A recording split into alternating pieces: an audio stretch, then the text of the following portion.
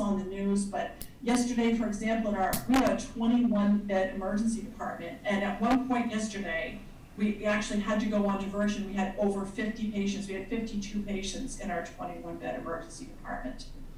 And it's unlike anything I've ever seen in my 42-year career in healthcare, and as a nurse myself, to see the number of patients that we're caring for at any one given time here at the hospital.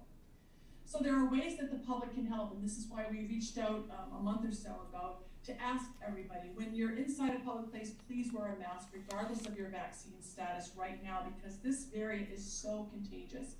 Please get vaccinated, and as soon as you're able, get your booster shot. And note that the vast majority of those that are hospitalized for COVID-19, those that are on respirators, and those who are dying of COVID-19 are unvaccinated. We see this every day.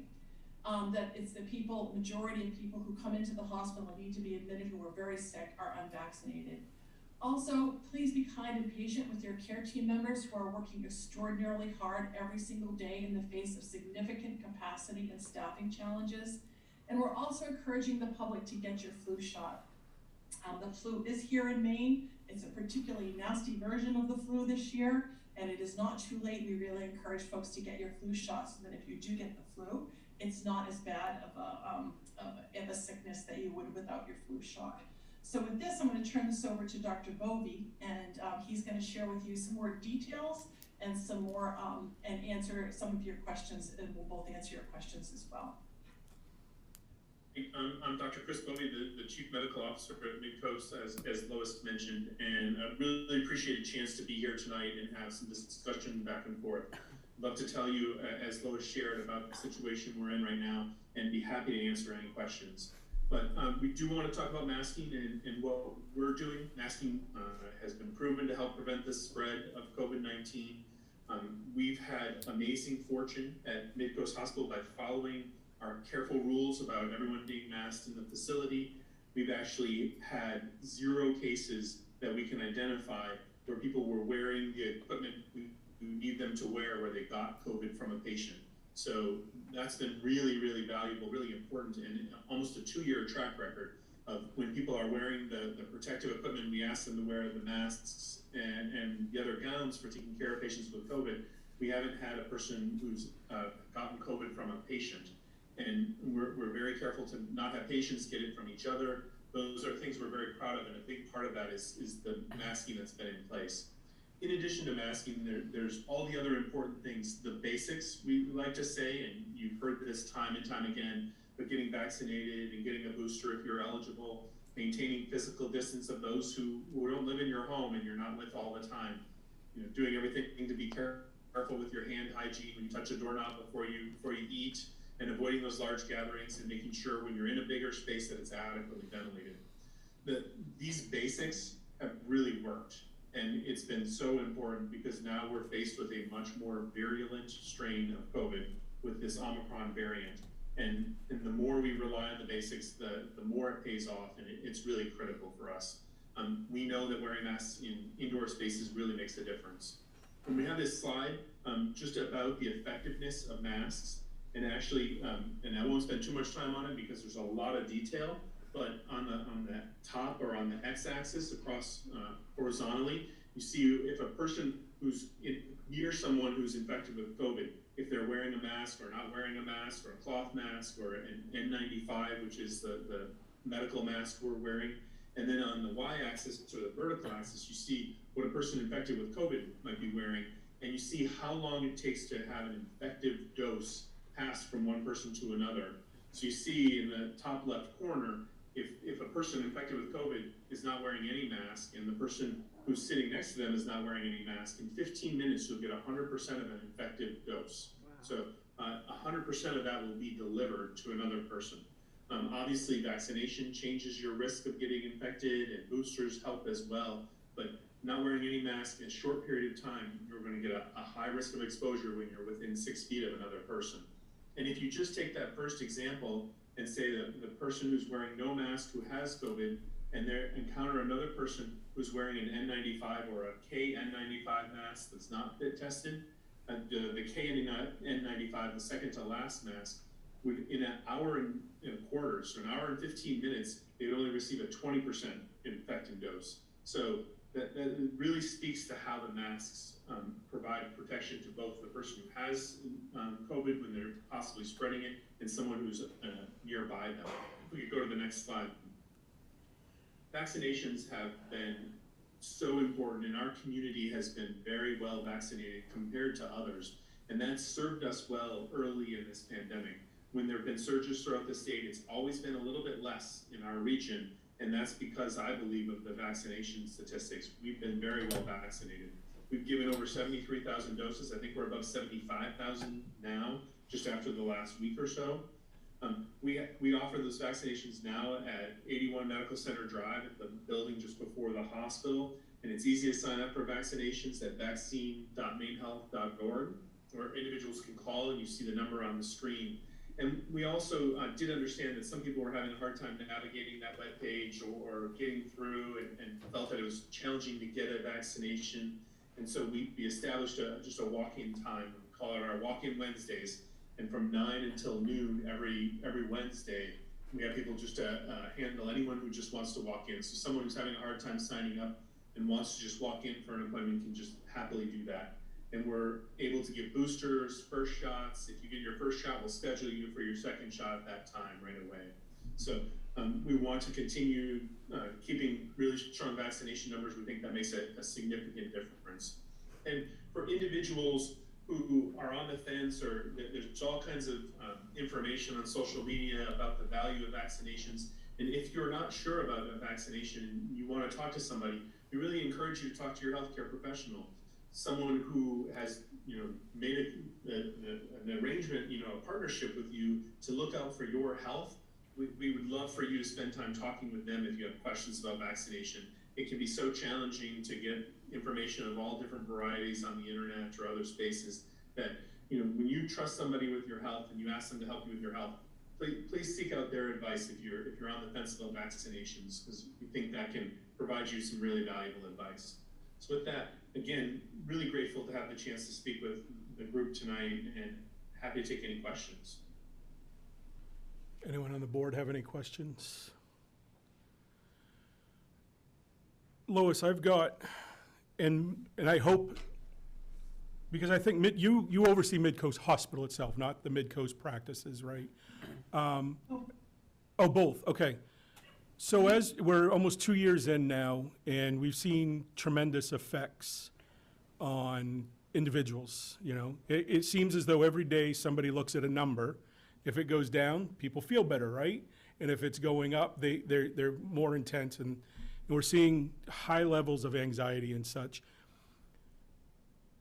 And I know that's translated, you guys service mental health both at the hospital and off-site and such. How has your response been to that, being able to handle those cases, enough staffing? Are we seeing something similar on that side as we are to the physical portion also? And this is a far longer reaching and and it probably gives you more time to react, would be my guess, to this. But how are you reacting, and how are things on that level for the? Well, I'm so glad you asked that, because we think of mental health as health. So mental health is the brain from here up, health is the whole. So we truly see mental health as an essential part of healthcare, because everything that happens to our mental health affects our overall health. And so we have seen actually a real increase in the number of people that we're seeking mental health care. We're seeing a rise in people with substance use disorder. Just this morning, we have a local mental health task force where law enforcement and area mental health professionals come together to hear about the significant increase in either arrests or instances of driving under the influence that our communities are seeing. This is happening here, it's happening across the state and the country. After Hurricane Katrina, public health experts found that for the next 3 to 5 years after that natural disaster, that there was a 100-fold increase in depression and substance use disorder, and a 50% increase in heart disease. So public health events create increased mental health crisis. Here at Midcoast, our emergency department sees on any given day, we have patients who are also in our emergency department awaiting placement. 5, sometimes up to 10 or 12 patients who need inpatient care, but we can't get them an inpatient bed anywhere because either Riverview has closed down beds because of staffing or COVID, or Spring Harbor Hospital in Portland is not able to do that, or our own unit is full. We only have a very small unit here. So we're definitely seeing that play out across our community as well as across the state as well. Now, is that? Yeah, that's such a great question. We really appreciate you asking. And what we've been trying to do for it is to try to figure out how we can meet patients where they're at. We've been trying to do telehealth so that we can see people safely. We have great success. A lot of patients do very well with group therapy when they're together with others who have similar issues, and that helps them a lot. And that's been a challenge, but we've been doing that on telehealth because we know that that's of significant value to people, and we have to get them in those settings. But you're spot on. That's a significant sort of a side effect, but really an after effect of this long-lasting pandemic. It's interesting that 3 to 5 years, I think you said 3 to 5 years. I had to reset everything. We know. That's an interesting factor. So that's something, this is an ongoing ramp up for you guys, would be my guess and thinking. All right, well, I mean, you guys are under pressure for other reasons, and I don't need to keep asking questions on that. I mean, but the focus, okay, well, I'm thinking the focus, is that something you are able to, as an administrative staff, is that something you are able to tackle right now, or are you solely focused on, and I know the health portion, I know the head up and the down, but I We do. are definitely focused on the mental health challenges.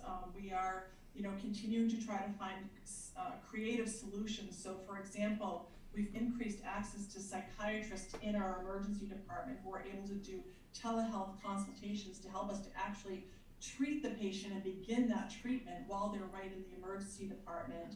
Our Addiction Resource Center continues to see patients for medication-assisted treatment, and that can start right in the emergency department as well. And our partial hospitalization program, we work closely with Maine Behavioral Health to see patients on an outpatient. So we've never stopped working just as hard as we can on the mental health aspect of care as well. Yeah, and COVID complicating that. So today we had an hour-long meeting from the Maine Health system to try to figure out where we can best take care of people with a mental health issue that need inpatient care, but also have COVID. And it's different in how we care for these individuals because they're in units where they can walk around, they can walk out of their room, they can go to a kind of a living room type space, they can eat together. And that's different than other hospitalized patients who typically are in their one room the whole time. So when people are more communal, then that's much easier to spread COVID. So we have been planning so hard and being so careful to not get patients with COVID into Spring Harbor Hospital, for example, because the worry is once it gets there, then it's going to spread from patient to patient to patient. So today we were having an hour-long meeting saying, are we going to put some patients in a select area of Spring Harbor Hospital who have COVID infection? Or are we going to use some space that Southern Maine Medical Center has, or some space that Midcoast has, to try to take patients who have COVID and need mental health care as an inpatient in a safe spot and keeping other people safe and not spreading it? So this is an ongoing key part of our care delivery right now. Thank you. Any further questions with the board? No, okay, sorry. I think that's it, folks. We appreciate it. We'll see you again shortly, and hopefully under far different conditions, I would imagine. Absolutely. And again, thank you so much. The community has been so supportive throughout this pandemic. We're so grateful for that, and grateful for the opportunity to come to give you a real life pulse check on what's happening here. I will share with you that it is very, very challenging right now, and people are working just as hard as they can to deliver that safe and effective care to people under extraordinary circumstances. So Thank you for your patience. Thank you to our local Topsham law enforcement and EMS and firefighters. Our first responders are right there as partners with us on the front line.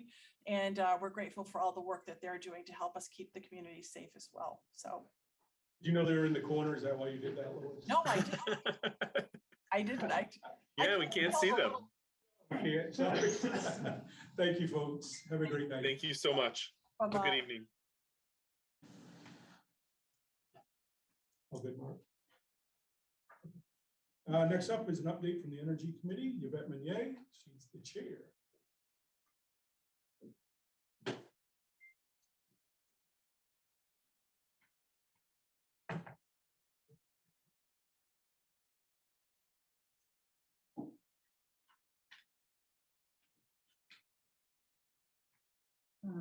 Thanks for having me. Thanks for putting me on the agenda. First, I have an update, and I noticed that I didn't add something to it, but since October, we haven't been here to do the update, but we did have our first educational webinar in November, and it was about weatherization, and it went well, and can you hear me?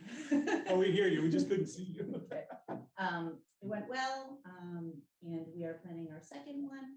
It is going to be on beneficial electrification. It's going to be Wednesday, February 2nd from 6 to 7, again on Zoom. I hope folks will join because 3 of our committee members are going to be giving our personal stories about our journeys to electrify our lives. And we will also have Efficiency Maine there to talk more about rebates and things like that.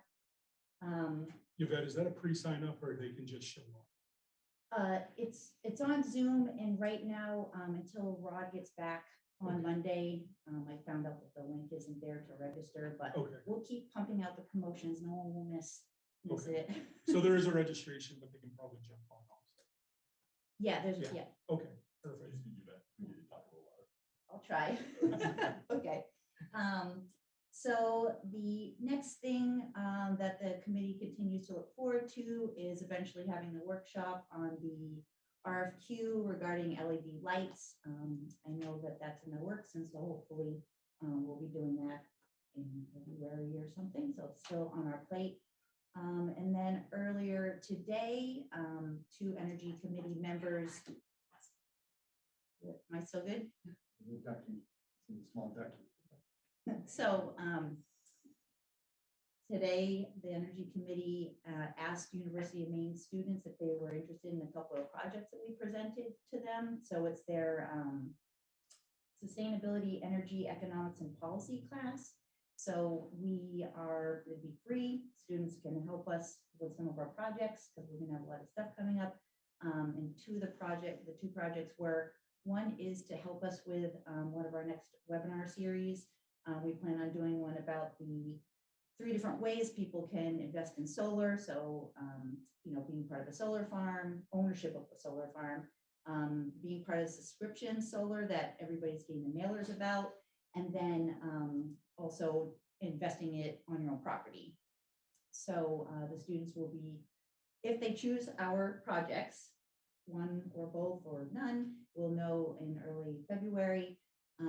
They would help create one of the presentations for that project, help us with our website. We already have lots of info, but it gets outdated, so do that. And then some other like cost benefit analysis. And then the second project is with the data that we received about the vehicles, that the town's fleet vehicles, to see if they can provide some further analysis on alternatives, and then any infrastructure that could be needed. So we thought it would be a nice opportunity to get a 3rd party in, a bunch of students who could, the service learning project. I think it's a really great resume builder. And when I was giving my presentation to them, I tried to sell them. So hopefully between me and Jared, you'll hear from them. And then last, we'll get to it next, is that I wanted to, the Energy Committee wants to present to you an opportunity for some grant funding in regards to energy efficiencies. There are some other projects for resiliency and climate change and so forth, but we have some good ideas, and we want to let you know about the process and hopefully find out if we can move forward or just keep working on it. Now that, Yvette, that's the governor's office of policy, and that's what we're doing that tonight. Yes. Yeah, okay, I thought for a second there, it was, we haven't scheduled it yet. And I'm like, No, I I was plan like, on you talking gotta about approve your meeting minutes, I Okay. think, in Oh, yeah. between me and that. you gotta so. go take a break. I think I read in your memo that the LED proposals are in. How long do you think before we can actually start setting, just because February starts budget, I want to make sure we all have dates ready and available. Rod's working with him, he's on vacation this week, Okay, and so as soon as he gets back on Monday, we'll set up a date with the board okay. with concurrence from the committee. Perfect. Any questions about this portion of the update before we get to the agenda? Thank you, Yvette. We'll see you in a bit. All right, we are on to public comment.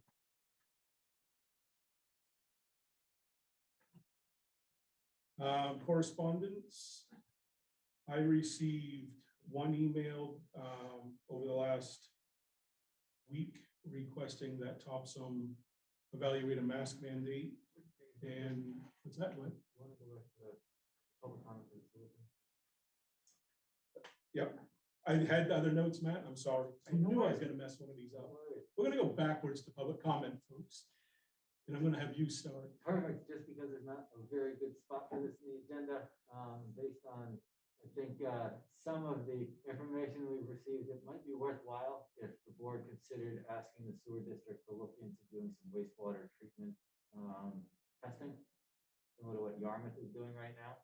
Obviously, that's not something that we can do ourselves, but I think we can at least ask administration to question, the sewer district, if they can do something like that, first of all, and secondly, based on Dr. Shaw's announcements yesterday, I mean, they are expanding the program to a number of different towns. And I guess the other question that would stick in my mind is whether or not there's even room for it. So I think that would probably determine whether or not we can go down this road. Right, just so Matt, he and I talked a little bit today, and I just think a head shake to say, can we ask the question is easy enough for our group.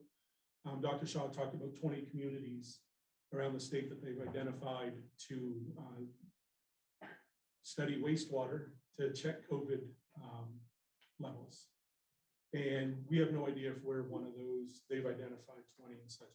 Basically, we're looking to see, are we, and if not, could we be, we're willing to be partners in this. So just ask the town manager to speak with the Topsham Sewer District and probably even follow up with Brunswick, because we may be combined, because we do get combined.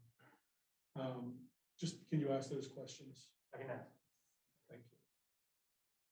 Second, we are going to have asked for it to be put on the next agenda because it requires a public posting. We are required, if we want to hold any remote meetings, that we need to take a vote as a board and to accept that. And that would not as much a remote meeting, but is allow remote individuals to be a part of this and such. So just so everyone knows, that has been requested to be on the next, the February 3rd agenda. It'll be posted publicly like it should be. And then we'll take that up there. I think all other committees have done it in town now at this point. So those are the public comments, just because they didn't have a good place to fall. Now I'm going to jump to correspondence. I did receive one email in the last week to 10 days, an individual asking that Topsham consider a mask mandate. Also, I've received probably in the last 4 days, I don't know, from Topsham, actual Topsham residents, I received 5 emails that we don't take a mask mandate on. As that's not on our agenda at this time, but those are correspondence that I've received. Did anyone else receive any correspondence? Ruth?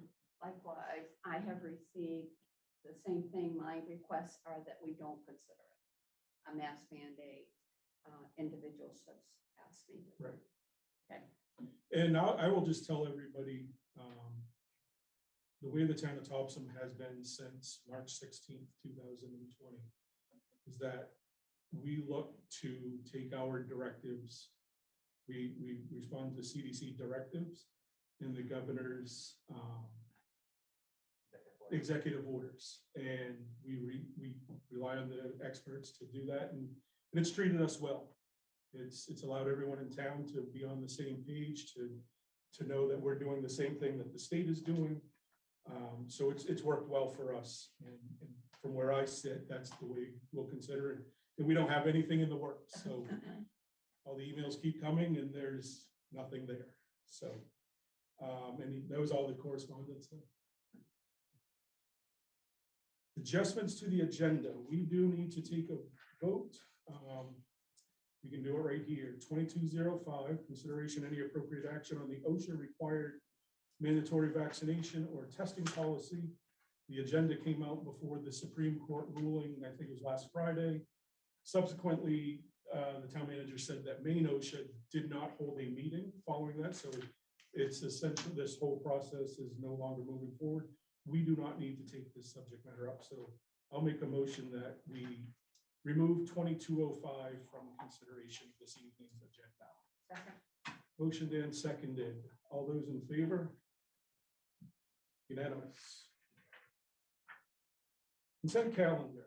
Approval of the minutes, the regular select board meeting, December 16, 2021. We haven't been here for a month. I make a motion that we approve the minutes as written. Second. Motion and seconded. All those in favor? I wasn't here. Two, you guys gonna abstain then? Okay, don't vote against them because I didn't say. All right, no public hearing, no unfinished business. No new business. Hey, come on up. 2201, first of 2022.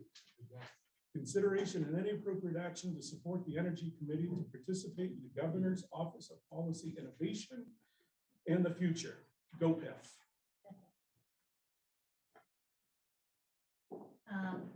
Yeah, so I wanted to talk a little bit about this opportunity. There's $4.75 million that's going to be allocated to municipalities around the state. There's 3 grant opportunities. There are some for service providers that will be assisting towns do this work. And then there will be the grants that the towns can apply for. I am here tonight I've been through all of their presentations at the governor's office. And I'm here tonight to try and encourage the town to consider taking some of the steps to be qualified to apply for a grant. So it is called the Community Resiliency Partnership. And so for any towns to actually even apply for a grant, they have to do basically 3 things. And so I wanted to talk about those. And I also wanted to talk about the reason why I want to come tonight. While the grants will be given out, the first grant will be in March, applications due in March, late March. Second one's in September, and then it'll be a similar process the following year. So we know that there'll be 2 years worth of grant opportunities. However, most towns are not poised to actually get through the first steps to get onto the partnership, but we are, and the grants will only get more competitive over time as it becomes more well-known, so on and so forth. So if we don't, we can't move forward with a motion to take up one of the action items that we need to do today. You know, of course, there's more time, but I'm here to advocate for that. So any questions before I go through kind of like a timeline and like kind of what we need to do? Okay. So. It might be helpful just to talk a little bit more about what these grants actually do before we get into the timeline. Yeah, totally. So they came out with, they came out with a list of 77 actions that towns can take without any match at all. And then you can kind of go and do your own thing, but then there is some match required, but it's pretty minimal. But the action items range from anything from installing electric vehicle charging stations, leasing or buying electric vehicles, a lot of different stuff for like resiliency planning and flooding and mitigation, you know, hazard mitigation. There's ordinances that you could draft up. There are a lot of energy efficiency things. There's community gardens in there. there's LED street lights, there's heat pump installation. I mean, there's so many things. So, you know, that we find that there's some projects that we've been talking about that kind of fit in those that we think would be good to come forward with. But before we can, you know, really determine if that's something that you guys want to do, we just have to go through a couple of exercises to, you know, get registered with the partnership. So one of the first things we have to do is there's a hazard mitigation self-assessment. And Rod in the planning office has already taken a look at that. Most of the answers come from a Saginaw County FEMA, I can't remember what it is, but Rod's totally had a look at it and he's filled it out. So one of the things that we have to do is provide that to the partnership, and we also have to provide it to the community. The other exercise that I've already done, and I showed Rod what I had done, is there's 77 lists of activities. And you're supposed to go through the list and determine what you've already done, and we've done a ton of them. And then we need to show the community what we've already done. You know, we've done a climate action plan. We've, you know, done some of these energy efficiency upgrades. There's more to be done. We have the power purchase agreement for solar. Like, there's a lot of stuff that we already have to celebrate. And we also have the climate action plan to back up some of our, you know, some of the conversation. So we need to provide that to the community and also the partnership. And then lastly, we need the select board to pass a resolution which would allow us to undertake the partnership.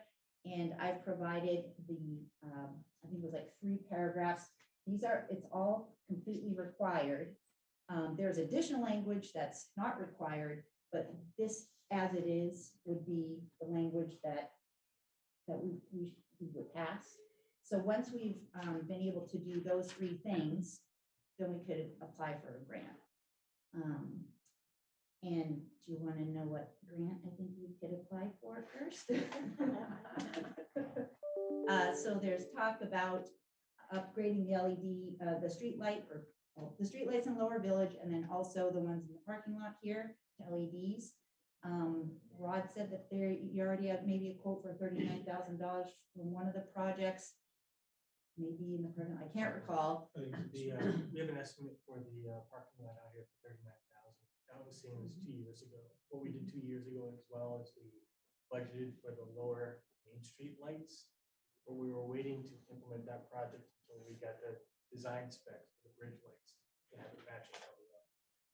So this is an opportunity that came up, and myself met with Mark not too long ago to bring this forward. And it's a great opportunity that fits not only the intent of this, but the estimate that we had received for this project.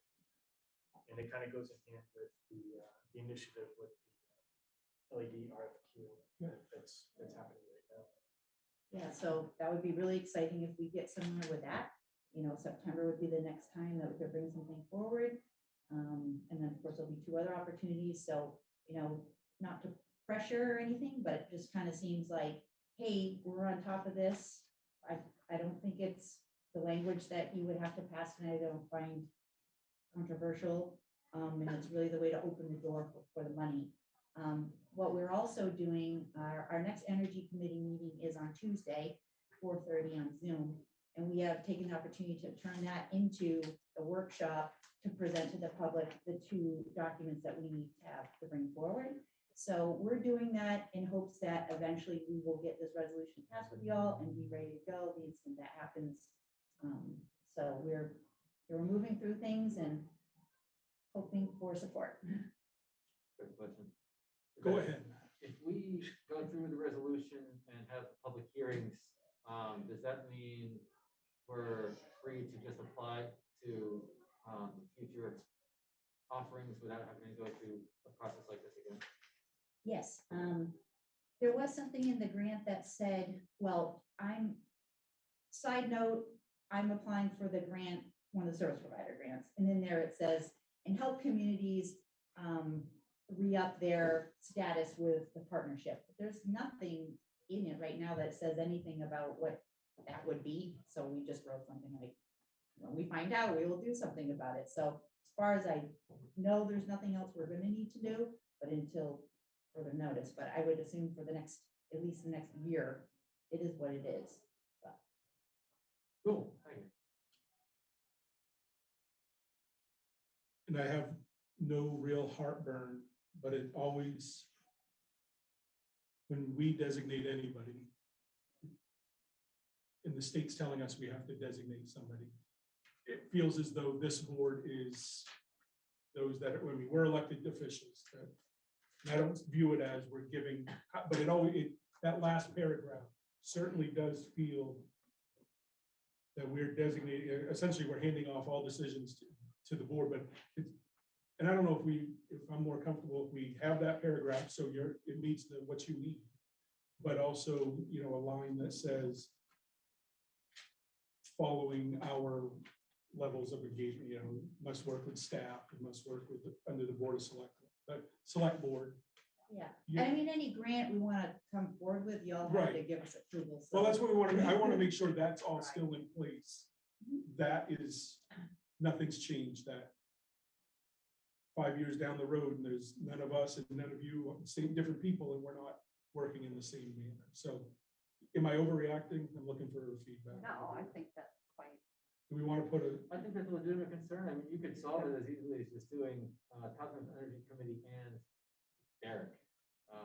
Or just planning department. Yeah, I mean, planning I would be department, fine if I just wrote it us, but Yeah, it can be yeah. just planning department since there are staff. I just think it, I feel we're the elected, we're the ones expected to do. should say, I think Brendan from with you or myself. Okay. So under, rather than the town of Topsham designates the Topsham Planning Department right, to coordinate planning and implementation. that's good. They're still gonna hand it off to you.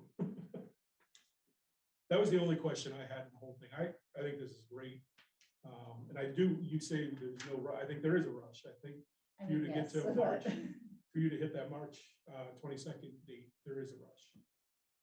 But I don't see any reason why we would. No.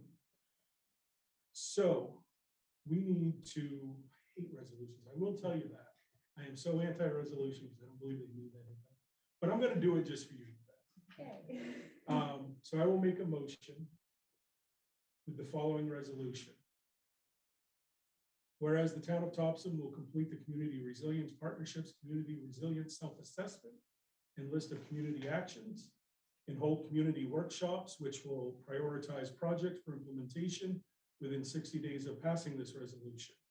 Be it resolved, the town of Topsham commits to participating in the Community Resilience Partnership, which supports community leadership in reducing greenhouse gas emissions and increasing resiliency to extreme weather and climate change impacts. Be it further resolved that the town of Topsham designates the Topsham Planning Department to coordinate planning, implementation, and monitoring of energy and resilience projects to be the primary point of contact to the Community Resilience Partnership. Do I have a second? second, It's been moved and seconded. Patty, that's all in her. I didn't know if you followed along with me. So I did. Okay, so when you're writing it up. Motion and seconded. All those in favor? Unanimous. Thank you, Awesome. Yvette. Cool. First item of the year down. 2202 is next. Consideration any appropriate action to have Saginaw County take responsibility of town radio systems to include new equipment and future maintenance. Chief. Yes, good evening, Chris McGlaughlin, Fire Chief. I'm also here on behalf of the Police Department. We met with Sag County Dispatch, Sag County EMA, PD, and Fire back in December to discuss a project that county was moving forward with. Tonight, what I need from the board is the county needs to know whether we want to participate in this project. They have to put it out for RFP, and whether we're on board or not will drastically change their RFP. So I have Mike Carter from the Sag County Dispatch Director. He can answer the technical questions because I'm not a radio guy and I'm not going to pretend to be. And he can kind of go through the quick rundown of what the county's doing on their level regarding this. So. Sure. Thank you for having me. Like you said, Mike Cutter, Saginaw Dispatch Director. Way back, a little backstory on this, December of 2019. I was a newly promoted deputy director. We had a newly promoted director, and we kept getting complaints about the radio system. You know, these were happening years and years before we even stepped in. So we said, why don't we have a third party come in and look at it independently? We used Norm Boucher from Communications Design Consulting out of New Hampshire. He has done hundreds of jobs in New England, including current ones being done by Penobscot, Aldo, and Oxford. And then after, of course, December 2019, we all know what happened a couple months later, everything slowed down. And then finally, we're just starting to pick this back up, but he's identified, we have 8 current sites, excluding Topsham, right now within the county. He wants to decommission 2 and add 6 more, which would include a site on the public safety building. And it would ultimately put Topsham Fire and Topsham Police on a shared county frequency. I was around way back when I was a Topsham dispatcher, when we were in the old building behind the old town hall. And I was a part of the transition over. I didn't go right to the county. I've been there since around 2007, 16 years now. I wasn't involved in what happened in the past. I know people have their opinions, but all I can say is we have commissioners committed to fixing this communications issue. We have a once in a lifetime possibility with the ARPA funding to make this possible. And the radio infrastructure that has been proposed is top of the line,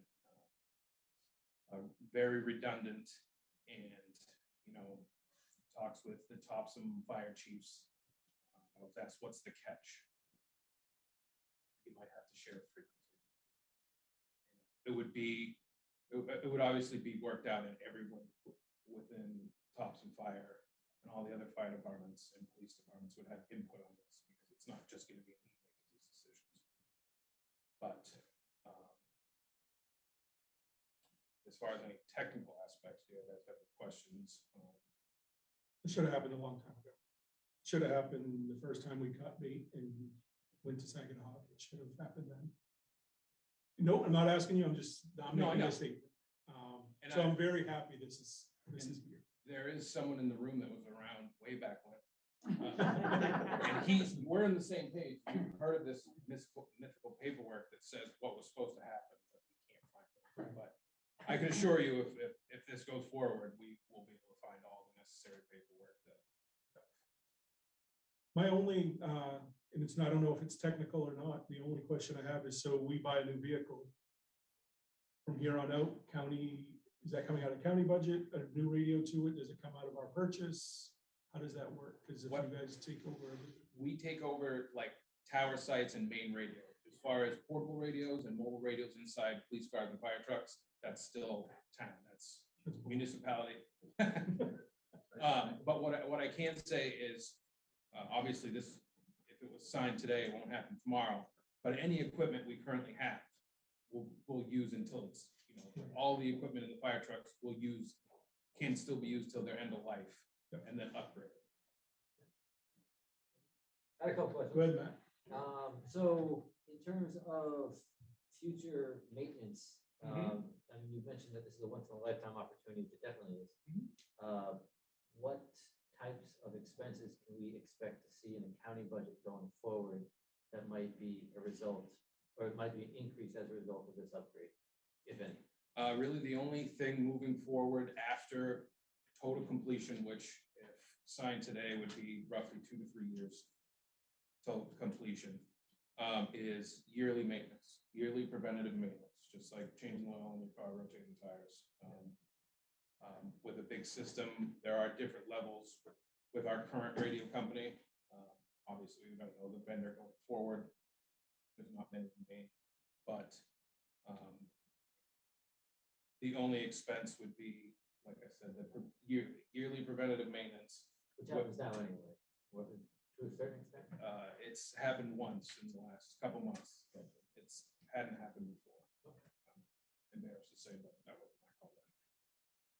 So follow up on that, Ruth and I are on the finance committee for the county, and we were talking about this project last year before ARPA funds were even a glimmer in someone's eye. So I'm curious if there were funds available then, where that available funding might be going now, if we're using ARPA funding. The funding that was set aside in the capital plan for the radio upgrade and this project are two different things. The money set aside in the capital plan was to upgrade current equipment that was coming to end of life next year and the year after within the tower sites we currently own and operate. We're looking at now shifting, with all brand new equipment. So that money will be reallocated, or it could be put into the project to save our fund. That has not been decided. That's ultimately that's a discussion for a later date of where those funds are going to go. Very good. Thank you. How's this committee going to operate with equal voices? There's a lot of voices at the table, right? Yep. Ultimate decisions probably come down to the county. As far as technical aspects, we do have a lot of tech savvy, both police and fire with the radio. Ultimately, we'll sit down with those and the radio consultant and a potential vendor, and they'll come up with a plan to say, this is what we can give you, this is what we think is going to work the best. And I did have meetings with, I invited all the fire chiefs who had the nice enough to let me use the building upstairs of the police department and the fire department. And then the next day we had it with the police department. So everyone's already seen this as the first step of, all right. And I think ultimately it's, for a lack of a better term, well, you can't make it any worse, so go ahead. Unfortunately. Have we heard from, we got the letter and everything, but I think that comment about sharing frequencies, just reaffirming from folks who actually use the radio might be a good idea. That's okay with them, and what types of issues that might pose. Good evening, Mark Hagan, Chief of Police. No, we think this is a great opportunity that we don't want to miss. Yeah, the one drawback, if there would be the potential of sharing a frequency. Right now, should I say the way we're talking about it as far as who we'd be sharing with, or should? Yeah, and then So right now, we're looking at Topsham PD would be sharing with Richmond PD. Between the two of us, I don't think there's such an excessive number of calls that we can't make that work. So we're not concerned with that at all. So we just think it's a great opportunity for us. But we had a lot of issues on the west side of town towards Lisbon, where we can't get out a lot on our radios. And if you've seen the maps with the overlays of what the new towers will do, it looks like a great opportunity. I can't keep saying that enough. So. We're not gonna have any 5G issues, right? Yeah, no planes coming down in the west side of town, so we should be good. From a fire and rescue standpoint, the talk is to keep us and Bath on separate frequencies, to have two in the county, because we're the two busiest services. So for us, I mean, people are gonna have to listen to us, right, rather than us having to listen to them. That's the kind of way I look at it. There'll be a little bit of training. We'll have to, do some stuff in-house, but you got a couple years to know this is coming. So I don't see it being a problem. We go to most of their fire calls anyway. So we're all on the same page, actually. So. Cool. Thank you. Any other questions between the three individuals? No? I think it's a good thing. Yeah, absolutely. Certainly take advantage. I'll make the motion that we have Saginaw County take responsibility of town radio systems to include new equipment and future maintenance, and to have our chiefs of police and fire being part of the process to set this up. Motion and seconded. All those in favor? Sorry, I thought can't read your face. It's 2203, consideration any appropriate action to allow the town manager to sign a memorandum of understanding to install a public interpreter at the Bowden Mill Island. Mr. Manager? Yeah, so this was drafted from Rob Ellison. These interpretive signs, the one that is in question right now is right over here in the corner. This would be placed right on the island within Golden Mill for people's enjoyment and a little bit of history of the mill. So this is just an MOU between the town and the owner, who's Rick Asada, representing Golden Mill Associates. Just for people at home, we'll get it shown. They are heavier than you thought. You're speaking to the camera, looks at. He wants to tell I us. did too. So any questions of the manager regarding this proposal? I think it's great. Yeah. Wonderful. So someone make a motion. I move that we allow the town manager to sign a memorandum of understanding with Rick Asada in order to put this by the mill. Does that work, Mark? Second. All right, very good. It'll be the Golden Mill Island Owners Association. Thank you. I'll take your friendly amendment to my motion. Yes. Motion and seconded. All those in favor? Second. It was Ruth. Thank you. I heard it over there. All those in favor, unanimous. 2204, consideration any appropriate action to award the bid for a new forklift for Public Works. Dennis. Dennis Cox, Topsham Public Works Director. In our budget for the current year is funding for replacement of our 1980 used forklift that we got from Maine Yankee. Oh. Way back.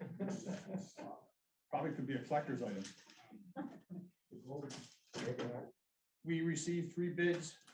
Cover letter I sent with you folks. You see those. I'm recommending the low bid at $36,030. It'll be a pneumatic tire, diesel powered unit. We don't need to use propane because we're not inside of it. It's an enclosed building. With the pneumatic tires, we can use it outside in the dooryard for unloading pelletized materials we get in, like the cast iron grates and covers for storm drains, pipe loads. The mechanic will be using it for mechanic work inside the garage that he has as well. Any questions? What'd you say, Denny? This is always out still if we ordered it now, right? It'd still be. It's out there about 6 months. Yeah, quite a ways, okay. So no questions, I will make a motion that we accept the bid for the Doosan D25-7, in the amount of $36,030. That's it. Oh, do I have a second? Second. All those in favor? Unanimous. Thanks, Dennis. Thank you. 2206, consideration any appropriate action on the appointment to the Finance Committee. Because 50 years was not enough, Mike Labby has submitted an application to be a member of the Finance Committee. We interviewed Mike tonight. That's all I'm gonna say. That's 50 years ago. Any other comments or anything you want to make? Just welcome him aboard. He knows the town inside and out. I will make a motion to appoint Mike Labby to the Finance Committee. Second. All those in favor? Unanimous. The most anticipated point of the evening. Let's do adjourn. Second that. All those in favor? Unanimous. Recording stopped.